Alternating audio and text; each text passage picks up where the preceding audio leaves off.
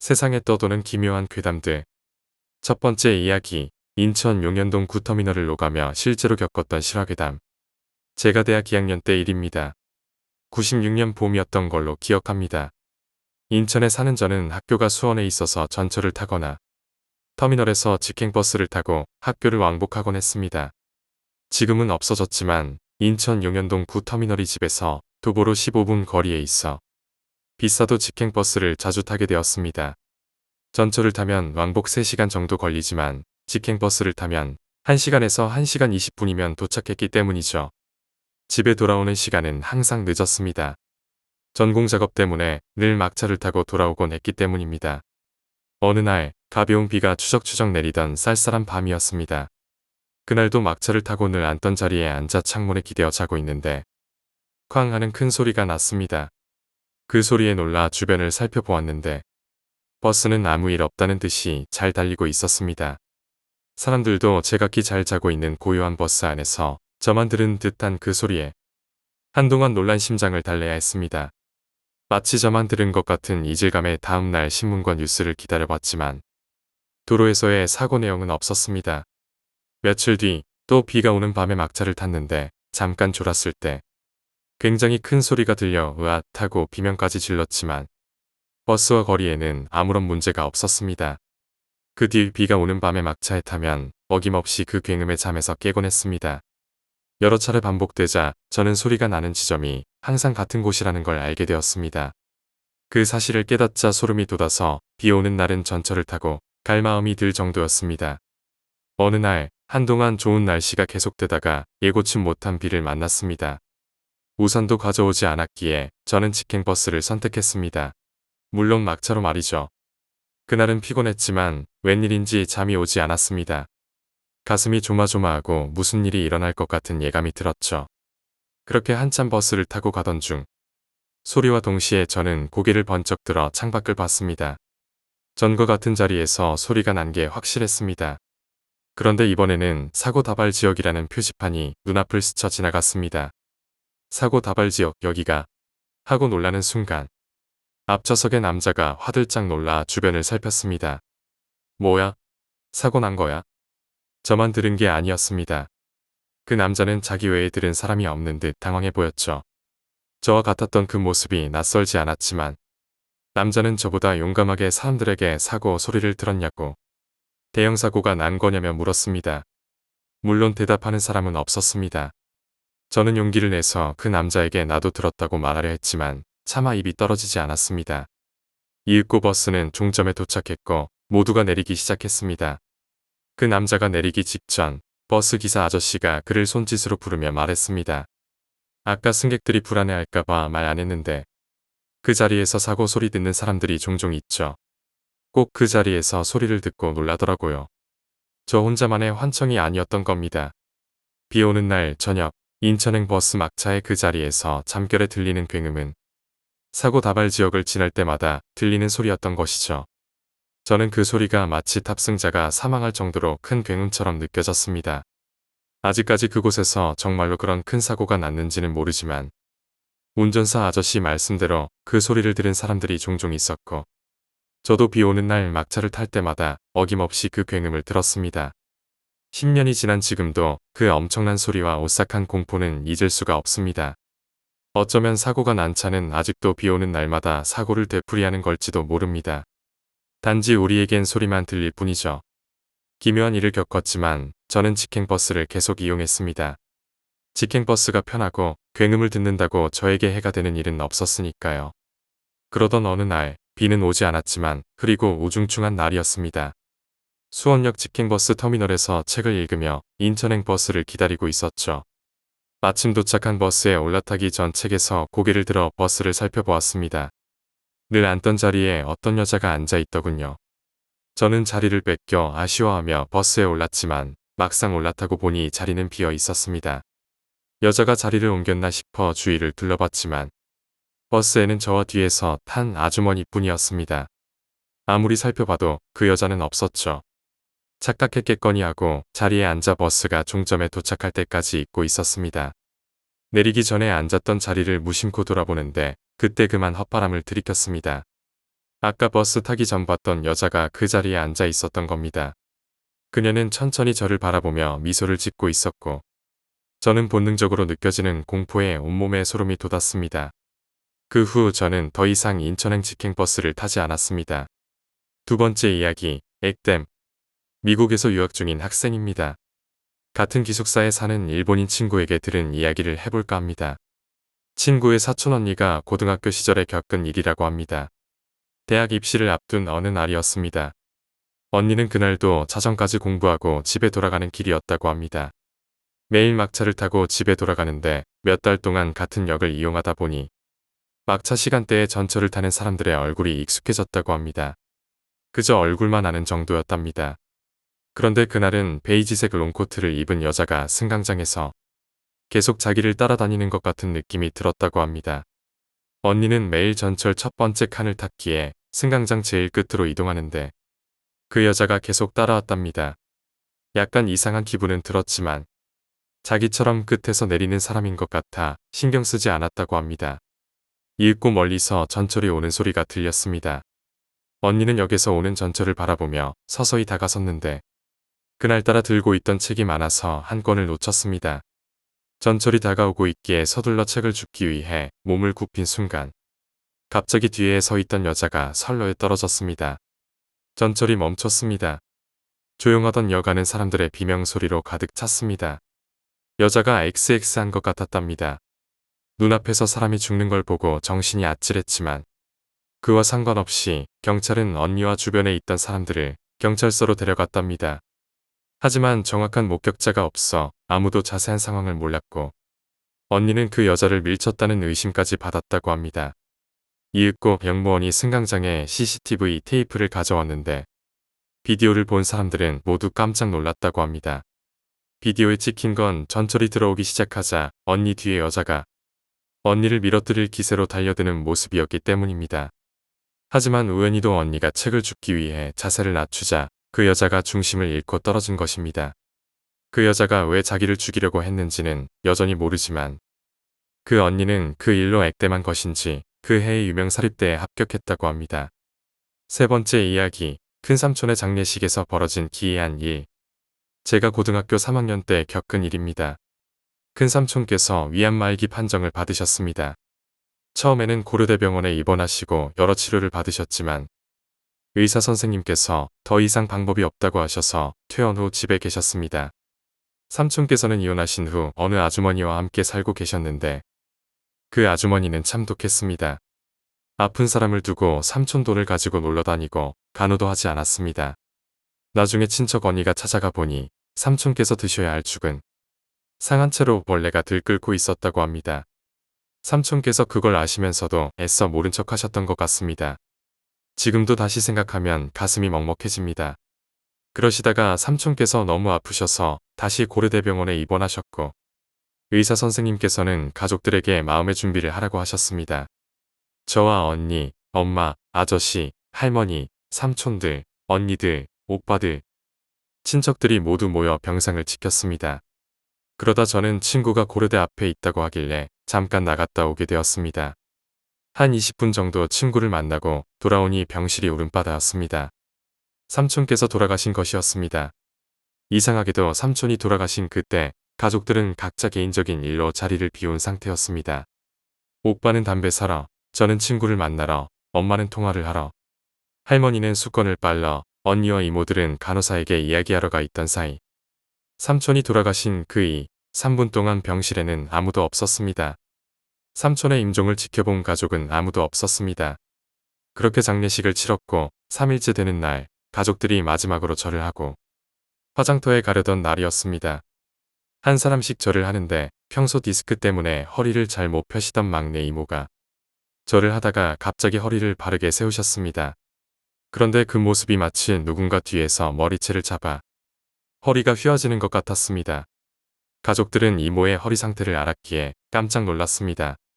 그런데 더 놀라운 일이 일어났습니다.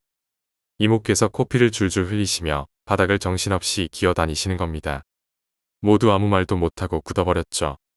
이윽고 이모께서 할머니에게 기어가 할머니 바지가랑이를 잡고 울며 외쳤습니다. 그 목소리를 듣는 순간 전신에 소름이 끼쳤습니다. 이모의 목소리가 아닌 가래가 끼인 듯한 낮고 이상한 목소리였습니다.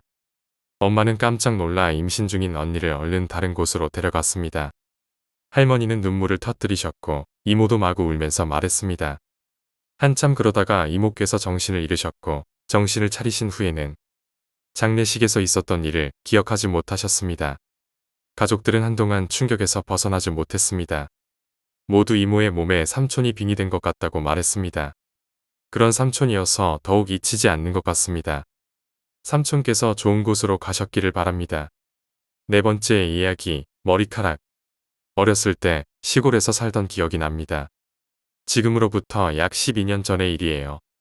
그때는 10여 년 전에 시골길 모습 그대로라 길가에 무덤도 있고 풀이 무성하게 자란 길이었지요. 어느 날 가까운 할머니 댁에 놀러 갔다가 저녁 8시쯤 집으로 돌아오는 길이었습니다. 겨울이라 해가 일찍 져서 금세 어두워졌죠. 집으로 가는 길엔 무덤 2개가 나란히 있는 곳이 있었는데 그날은 그 길을 지나게 됐습니다. 백색 가로등 불빛이 무덤가를 비추고 있었고 잠깐 비석 쪽을 보게 되었어요. 그런데 그곳에 방금 잘랐다고 해도 믿을 만큼 윤기 나는 긴 머리카락, 한 무더기가 놓여 있었습니다. 갑자기 소름이 돋아 서둘러 집으로 달려갔죠. 집에 도착한 뒤에도 그 장면이 계속 떠올라 빨리 잊어버리고 싶어서 일찍 잠자리에 들었어요. 당시 새나라의 어린이라는 이름답게 9시가 되면 잠을 자던 시기였거든요. 하지만 아무리 눈을 감아도 그 머리카락이 자꾸 생각나서 한 15분 동안 잠들지 못하고 있었습니다. 그러던 중 갑자기 어디선가 드드득 하는 이상한 소리가 들려왔어요. 방 안에 혼자 누워있는 저에게는 그 소리가 너무도 무섭게 느껴졌고 몸을 웅크리고 겁에 질린 채로 버티다 결국 잠이 들었습니다. 다음 날 아침 저는 방문을 열고 나가려 했는데 눈에 들어온 광경이 저를 얼어붙게 했어요. 나무로 된 방문에는 손톱으로 긁은 듯 수많은 자국이 찍혀 있었고 방문 앞에 놓인 제 신발에는 그 머리카락이 뭉텅이로 얹혀 있었죠.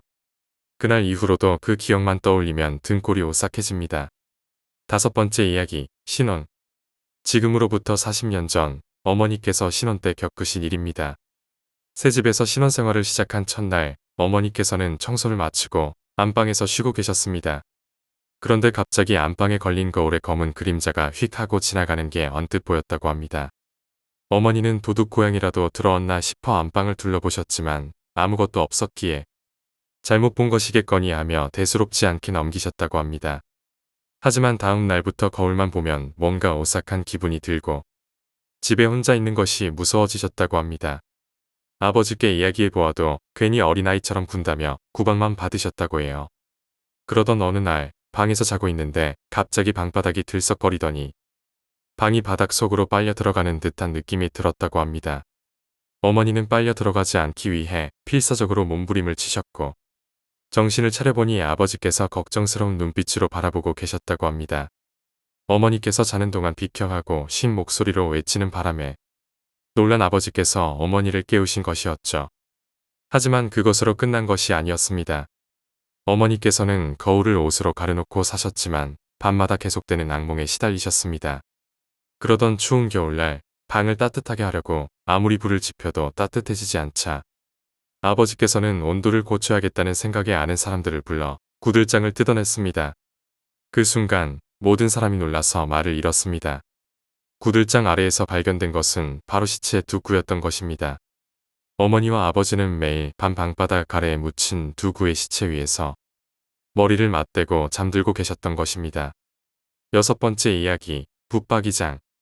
저는 3년 전 이 집으로 이사 왔습니다. 현관에 들어서면 바로 왼쪽에 있는 방에는 전 주인이 남겨둔 커다란 붙박이장이 있었습니다. 방 자체가 크지 않아 장이방의 약 3분의 1을 차지했죠. 붙박이장은 바퀴가 달린 미닫이 문으로 잠금 장치는 없었지만 어른 2~3명이 들어갈 정도로 널찍했고 새 것처럼 깨끗했습니다. 저는 먼지를 닦아내고 그 장을 쓰기로 했고 방에는 침대 대신 바닥에서 잠을 잘 공간만 남겨둔 채 생활하기로 했습니다.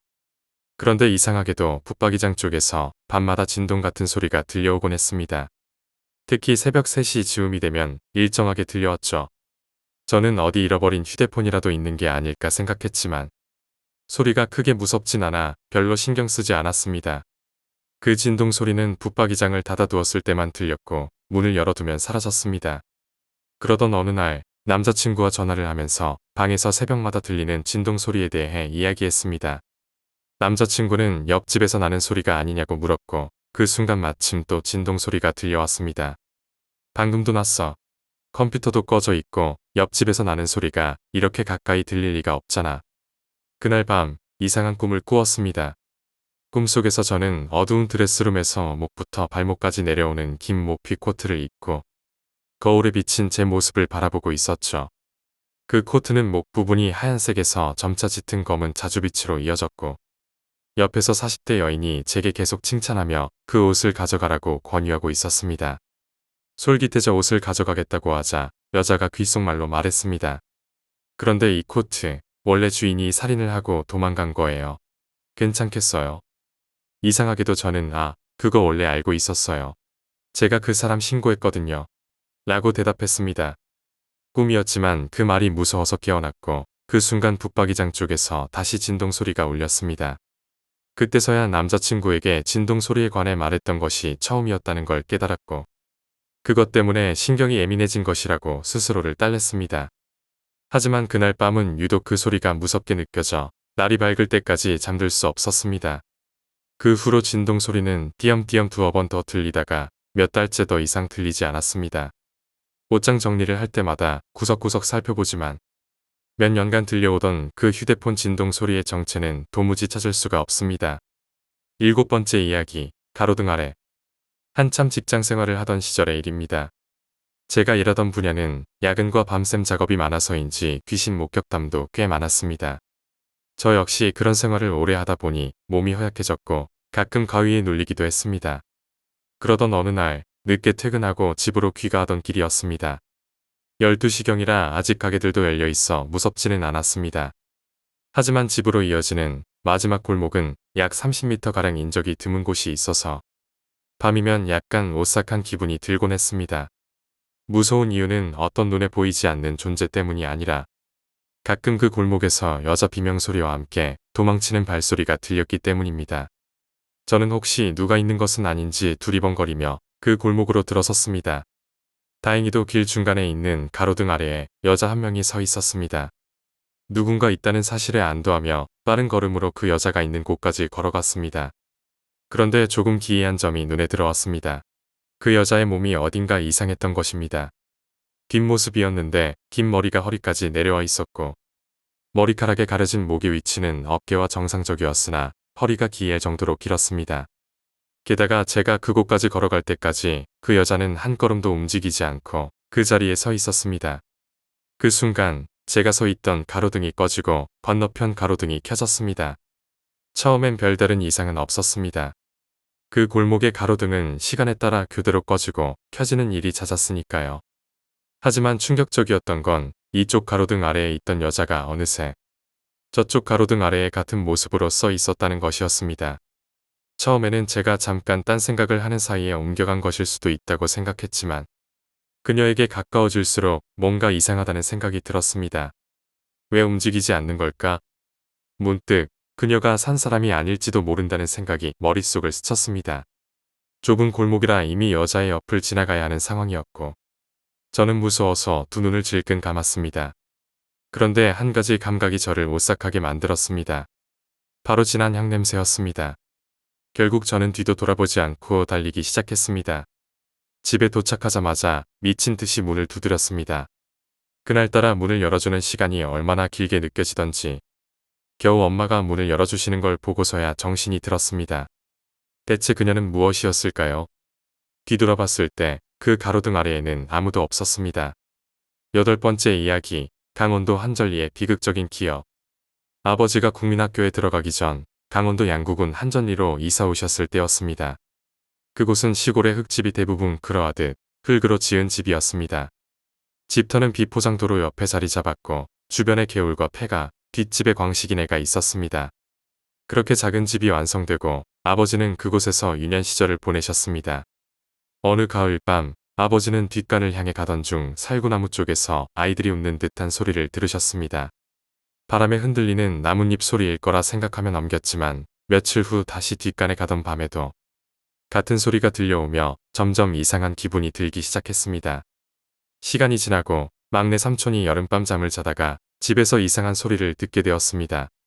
창문 밖으로 아이들이 웃고 떠드는 소리와 문을 두드리는 소리가 들려왔습니다. 무서움에 떨며 잠 못 이루던 삼촌은 결국 오줌을 참지 못해 밖에 나가려다 충격적인 장면을 목격하게 되었습니다. 여자아이와 남자아이들이 다른 아이의 배를 갈라 그 창자를 씹고 있는 모습이었습니다.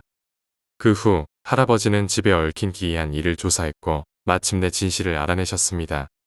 광식이 아버지는 전쟁 이후 7남매 중 첫째와 셋째는 굶주림으로 죽고 다른 두 아이도 가뒀던 창고에서 목숨을 잃은 것이었습니다.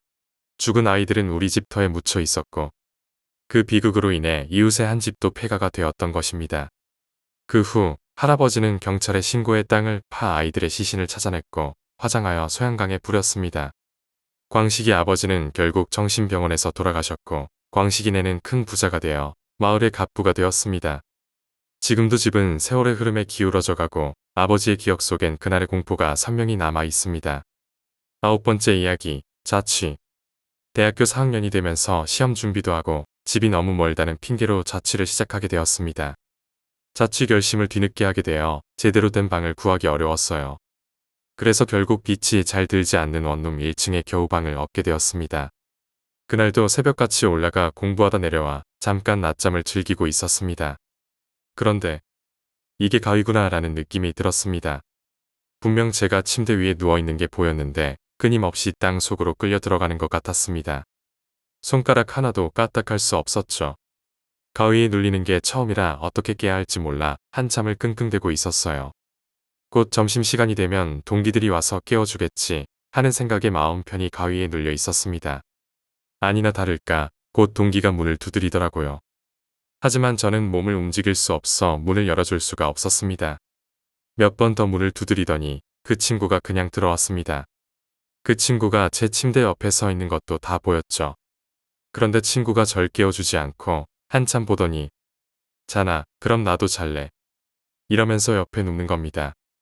사람이 침대에 누우면 매트가 꺼지는 느낌이 났고 친구는 제게 등을 보이며 누웠습니다. 저는 그 친구의 뒷모습을 바라보며 누워 있었죠. 그때 갑자기 이상한 생각이 들었습니다. 분명 저는 문을 잠가둔 상태였는데 이상하네, 문을 잠갔는데 제가 어떻게 들어왔지? 이런 생각이 들자마자 소름이 쫙 돋더라고요. 그때 친구의 목소리가 들렸습니다. 몰랐나? 귀신은 원래 문으로 안 다닌다. 그러더니 친구가 고개를 제 쪽으로 돌리는데 심장이 멎는 줄 알았습니다. 친구라고 생각했던 그 사람은 친구가 아니었습니다. 만화에서 눈이 얼굴의 반이라면 귀여울 수 있지만 현실에서 눈이 얼굴의 반을 차지하는 사람은 너무나도 무서웠습니다. 단발머리에 분홍색 쓰리피스를 입은 얼굴의 반이 눈인 여자가 눈을 깜빡거리며 제 코앞에 누워 있었습니다. 그 여자의 속눈썹이 제 얼굴에 닿는 그 촉감은 결코 잊을 수 없었습니다. 그날 저는 끝내 문을 열어주지 못했고 이상하게 여긴 친구들이 주인 아주머니를 불러준 덕에 겨우 가위에서 깨어날 수 있었습니다. 그 후로 그 자취방에서 단발머리의 그녀를 종종 볼 수 있었고 그녀가 익숙해질 때쯤 자취를 끝냈습니다. 그리고 그 후로는 다시는 가위나 귀신 같은 것을 보지 않았습니다. 10번째 이야기, 가족여행. 오늘은 가족들과 물놀이를 가기로 했다. 사실 그렇게 가고 싶진 않았지만 부모님이 모처럼 만에 가족여행이라고 하셔서 어쩔 수 없이 따라가게 되었다. 첫날은 정말 즐거웠다. 동생과 부모님, 그리고 나. 이렇게 넷이서 열심히 물놀이도 하고 맛있게 음식을 만들어 먹으며 가족들과 진솔한 대화도 나누었다. 모든 것이 좋았다. 첫날 밤 너무 피곤해서 금세 잠이 들었다. 다음날 아침 옆쪽의 연인이 물놀이를 오더니 우리 근처에 텐트를 쳤다. 이곳은 사람이 많이 오지 않는 조용한 곳이라 우리 가족 외에는 아무도 없었는데 연인이 바로 옆 텐트에 자리 잡고 물놀이를 시작했다. 우리 가족과 그 연인뿐이라 그런지 두 그룹은 자연스럽게 어울려 저녁도 함께 먹고 이야기 나누며 시간을 보냈다. 그렇게 밤이 찾아왔고 우리는 전날처럼 피곤한 몸을 눕히고 잠을 청했다. 그런데 텐트 밑바닥에서 이상한 감촉이 느껴졌다. 처음에는 그냥 지렁이라도 지나가는 줄 알고 대수롭지 않게 넘겼지만 시간이 지날수록 그 감촉은 점점 더 이상해졌다. 스물스물한 감촉이 계속해서 날 건드리는 듯했고 일어나라는 듯한 느낌까지 들었다. 그리고 왠지 모를 이상한 기운까지 느껴졌다. 너무 이상해서 부모님을 깨워 혹시 이상한 느낌을 못 받으셨냐고 물었지만 부모님은 단지 잠자리가 익숙하지 않아서 그렇다며 다시 자라고 하셨다. 몇 시간이 지났는지 정확히 알 수 없지만 새벽 4시쯤이었을 거다. 그 감촉은 사라지지 않고 여전히 날 괴롭히듯 텐트 밑에서 움직이고 있었다. 잠을 이룰 수가 없어 텐트를 나와 옆쪽에 있는 연인들의 텐트를 바라보았는데 텐트 밑바닥에서 검은 형체의 무언가가 빠져나와 물로 들어가는 모습이 보였다. 너무 무서웠다. 영화나 게임에서나 볼 법한 슬라임 같은 그 형체가 물로 들어가서도 물 표면에 둥둥 떠다니는 듯해서 더 오싹했다. 얼른 텐트로 들어가 벌벌 떨며 시간이 지나가길 기다렸고 해가 뜬 후 나는 깜짝 놀라고 말았다. 옆 텐트에 있던 여자가 갑자기 비명을 지르며 우리 쪽 텐트로 달려와 아버지에게 도움을 청했다. 아버지도 급히 옆 텐트로 가셨고 잠시 후 서둘러 돌아와 경찰에 신고를 하셨다. 부모님은 나와 동생에게 텐트에 들어가 있으라고 하셨지만 경찰이 도착한 후 옆 텐트에서 남자를 꺼내는 과정을 나는 엿보고 말았다. 그 남자는 눈을 뜬 채 마치 일주일 이상 물속에 잠겨 있었다가 나온 것처럼 온몸이 불어 있었다. 그렇게 그는 이미 차갑게 굳은 시체가 되어 있었다. 11번째 이야기, 피아노. 전날 벼락치기 공부를 하느라 너무 늦게 자는 바람에 낮잠이 쏟아지더군요. 1시간만 자야겠다고 마음을 먹고 자리를 깔고 누웠습니다. 평소에는 피아노 옆에서 자곤 했는데 그날은 피아노 의자 옆에 머리를 두고 잠들었습니다. 저는 잘 때 옆으로 누웠다가 반대편으로 누웠다가 엎드리면서 자는 스타일이라 그때도 옆으로 누웠다가 반대편으로 돌아 누우며 저도 모르게 눈을 떴습니다. 그런데 피아노 의자 밑에 4살로 보이는 여자아이 하나가 엎드려 턱을 괴고 무엇이 그렇게 좋은지 저를 바라보며 생글생글 웃고 있더군요. 피아노 의자는 피아노와 밀착된 상태였기에 제 눈에는 아이의 머리와 턱을 괴고 있는 두 팔밖에 보이지 않았습니다. 1초도 안 되는 그 순간 아이와 시선을 떼지 못한 채 몸은 움직일 수 없었고 저도 모르게 눈을 질끈 감아버렸습니다. 꿈인지 현실인지 알 수 없는 기분으로 깨어나 한동안 멍하게 있었습니다. 그 방에서 잠을 자지 못하게 되었고 시간이 지나 어느 순간부터는 다시 그 방에서 자게 되었지만 피아노 의자 옆에는 절대 머리를 두고 자지 않게 되었습니다. 그 뒤로는 가위나 악몽 같은 것도 없고 그날의 기억이 무뎌져서 이제는 별다른 느낌도 들지 않지만 혹시 다시 그런 일이 생기지는 않을까 하는 생각이 들기도 하네요. 설마 다시 보게 될까요? 12번째 이야기, 손. 이 이야기는 작년까지 저를 가르쳐 주셨던 과외 선생님이 겪으셨던 일입니다. 이 일을 겪으셨을 당시 선생님은 만 15살이셨다고 합니다. 그 당시 선생님은 가족들과 함께 시골에 계신 고모 댁에 놀러 가셨다고 합니다. 해가 지도록 하루 종일 강가에서 놀았고 피곤해서 잠자리에 들자마자 곧바로 잠들었죠. 그런데 새벽이 되자 갑자기 심한 복통을 느꼈다고 합니다. 일어나 화장실에 가려고 했는데 고모 댁의 화장실은 여느 시골집과 마찬가지로 집안이 아닌 밖에 있었습니다. 밖은 무척 어두웠고 주변에 빛이라곤 작은 전등 하나뿐이라 선생님은 살짝 무서웠습니다. 다행히 마침 밖에는 고모가 기르시는 개 한 마리가 깨어 있었습니다. 개는 선생님을 보고 무척 반가워했고 선생님은 화장실에 가는 것도 있고 잠시 개와 놀다가 화장실로 들어갔다고 합니다. 그때까지만 해도 주변에는 아무도 없었습니다. 그런데 화장실 문을 닫고 변기에 앉으려는 순간 누군가가 문을 쾅쾅 두드리기 시작했습니다. 화장실에 들어오고 나서 채 5초도 지나지 않았던 터라 선생님은 당황했고 어찌할 줄 모르고 가만히 서 있었는데 바깥에서는 계속해서 문을 두드렸다고 합니다. 덜덜 떨며 사람 있어요 라고 말하자 그 순간 바깥이 조용해졌습니다. 그냥 갔나? 라고 생각한 순간 갑자기 개가 미친 듯 짖기 시작했고 이어서 손 같은 것이 문틈으로 쓱 들어왔습니다. 그 손은 마치 공사장에서 막노동을 하는 사람의 손처럼 매우 거친 느낌이었습니다. 선생님은 그 자리에서 얼어붙은 듯 가만히 서서 그 손을 바라보았고 손은 그 자리에서 푸덕푸덕 경련하듯 움직였습니다. 그리고 몇 분이 지나자 경련하던 손은 다시 쓱 하고 사라졌습니다. 손이 사라지자마자 선생님은 문을 벌컥 열었습니다. 혹시 다친 사람인가? 그런데 이상한 것은 분명 손이 사라진 지 3초도 지나지 않았는데도 바깥에는 아무도 없었다는 것입니다. 사람이 움직이거나 뛰는 소리조차 전혀 없었습니다. 방금 전까지 미친 듯 짖던 개도 문을 여는 순간 갑자기 조용해졌습니다. 선생님은 너무 무섭고 이상한 경험이었다고 생각하면서도 볼일을 마치고 다시 잠자리에 드셨습니다. 다음 날 아침 혹시나 하는 마음에 고모부와 아버지께 새벽에 화장실에 가셨냐고 여쭤봤지만 두 분 모두 아니라고 하셨습니다. 그 후로 선생님께서는 별일 없이 살아오셨고 얼마 전까지도 어린 시절 상상력이 풍부해 한청을 들은 거라며 잊고 살아오셨다고 합니다. 하지만 최근 다시 찾은 고모 댁에서 선생님은 온몸이 굳어버릴 만큼 큰 공포를 느꼈다고 합니다. 그때 고모님께서 말씀하시길 기억나니? 어릴 때 여기 놀러 왔을 때 그때 내가 며칠 더 있고 싶다고 투정 부렸잖니. 그때 일찍 가길 잘했어. 네. 무슨 말씀이세요? 아니, 그때 내가 가고 나서야 우리도 알았는데 그때 옆 마을에서 살인사건이 있었단다. 죽은 사람이 얼마나 끔찍하게 발견되었는지.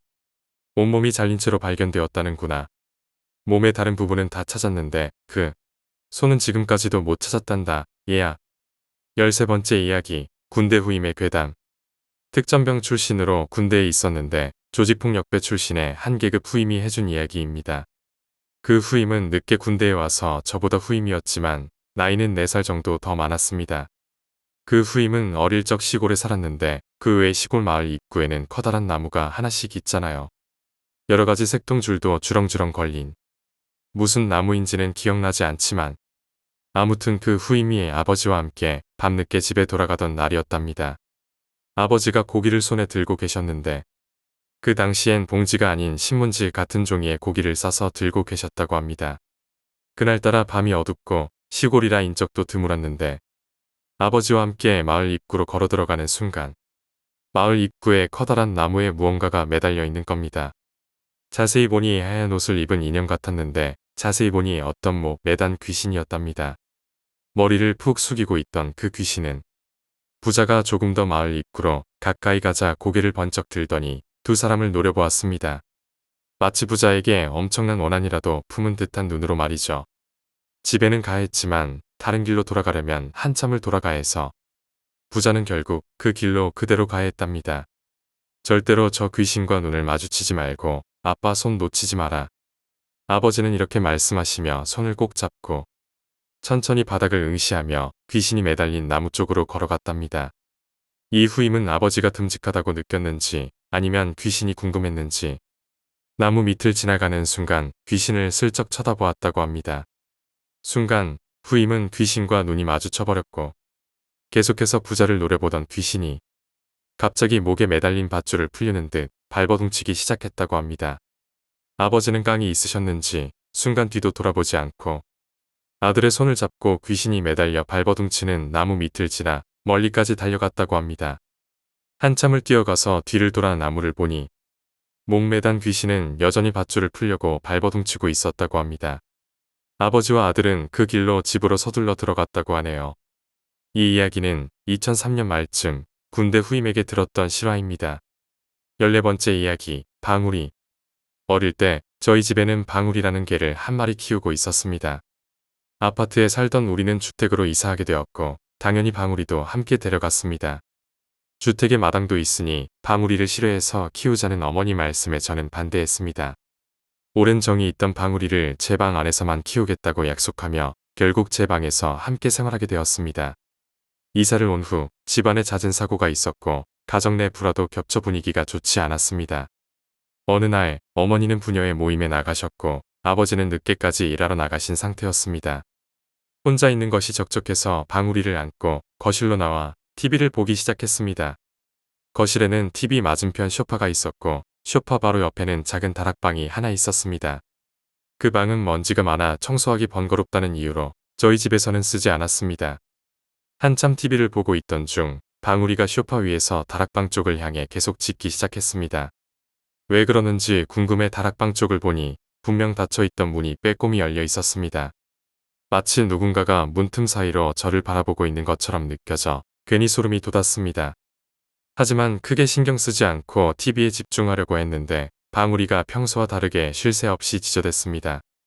냄새라도 나는 건가 싶어 다락방 문을 완전히 닫아버렸습니다. 그런데 이상한 일이 벌어졌습니다. 방울이가 짖는 방향이 다락방에서 주방, 주방에서 TV, TV에서 소파 쪽으로 계속 바뀌는 겁니다. 무서운 마음에 리모컨을 꼭 쥐고 눈을 감아버렸습니다. TV 소리만 들으며 몇 분이 흘렀을 때쯤 방울이가 더 이상 짖지 않는 것을 느끼고 살며시 눈을 떴습니다. 그 순간 방울이는 제 머리 위를 바라보며 짖고 있었습니다.